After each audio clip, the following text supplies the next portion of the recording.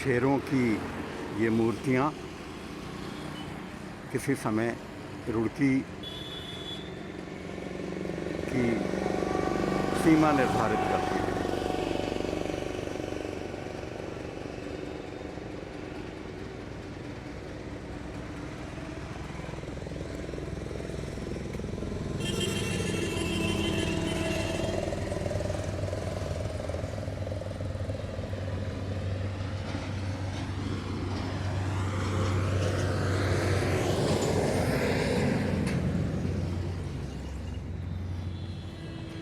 ऐसे 4 शेर थे,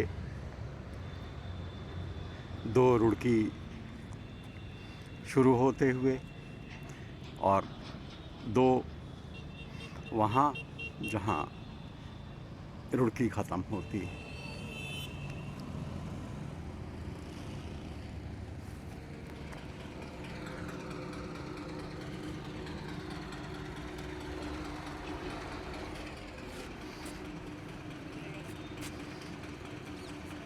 पहले ये इसी तरह के गुलाबी रंग के सुर्खी चूने से बने हुए थे और उनका रंग भी गुलाबी ही था।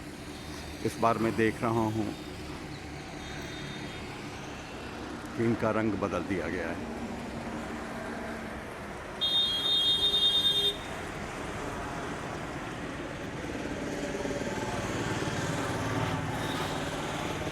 रुड़की से लगभग 5 किलोमीटर आगे हरिद्वार की तरफ ये रुड़की के बाद दूसरा पुल है गंग नहर पर, मेवड़ गांव में।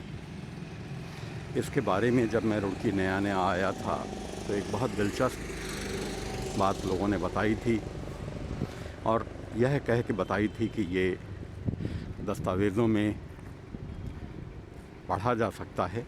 हालांकि मैंने कभी पढ़ा नहीं और ना मैंने इसके लिए इसकी प्रामाणिकता जांचने की कोशिश की, लेकिन मुझे ये बताया गया कि जब नहर का डिज़ाइन बनाया अंग्रेज़ों ने तो उसमें यह पुल नहीं था।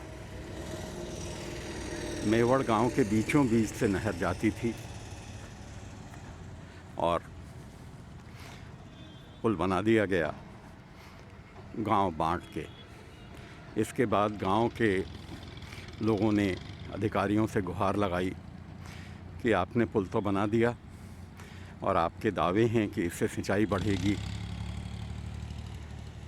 ठीक है, लेकिन हमारा गांव तो 2 हिस्सों में बंट गया। मेहरबानी करके हमें बांटिए मत। बंटने की के ख़िलाफ़ जो एक मुहिम गांव वालों ने शुरू की थी, अंग्रेज़ों ने उसकी ओर गौर किया और उनकी बात मानी और जो इसके निर्माता थे उन्होंने इस अतिरिक्त पुल को डिज़ाइन में शामिल किया। गांव तो बढ़ गया लेकिन आने जाने का रास्ता उन्होंने खोल दिया। मुझे इस पुल के बारे में बताते हुए यह कहा गया था कि पुल के अंतिम रूप से तैयार हो जाने के बाद इस पुल को लेकर, या हो सकता है कुछ और आपत्तियां रही हों, कुछ शिकायत की गई सरकार से और उसमें जो इसके निर्माता इंजीनियर थे उनसे काफ़ी जवाब तलब किया गया कि आपने ये पुल जब डिज़ाइन में नहीं था तो क्यों बनाया। और शायद इस आधार पर कुछ भ्रष्टाचार के आरोप भी लगे। कहा यह जाता है कि इससे वह इंजीनियर इतना आहत हुआ कि वो फिर भारत आया और भारत में गंग नहर में छलांग लगा के आत्महत्या कर ली। आज के समय में इस तरह की मांग करने वाले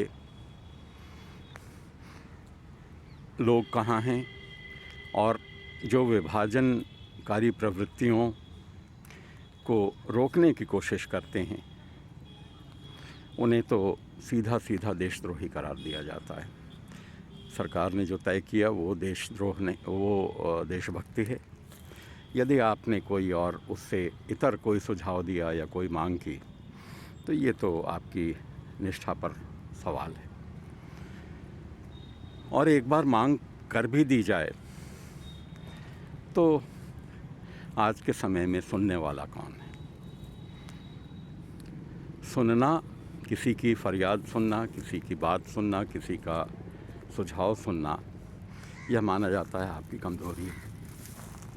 56 इंच का सीना कहीं से कुड़ न जाए, इसलिए सुनना तो है ही नहीं। मैं यहाँ जब भी आता हूँ तो मुझे उन समझदार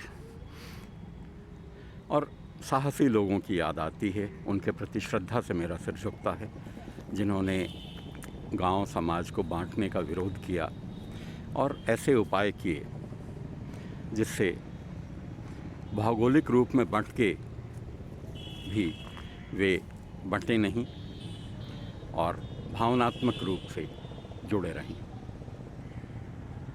ऐसे लोग अब कहाँ हैं?